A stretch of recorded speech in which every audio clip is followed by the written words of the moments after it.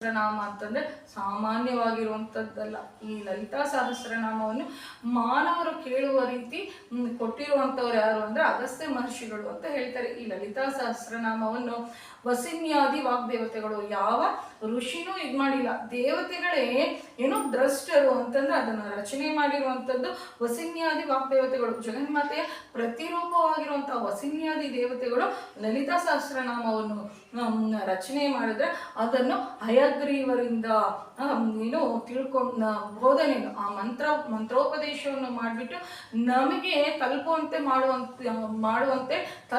ಮಾಡಿರೋರು ಯಾರು ಅಂದ್ರೆ ಈ ಅಗಸ್ತ್ಯ ಮಹರ್ಷಿಗಳು ಅಂತ ಹೇಳಬೇಕು.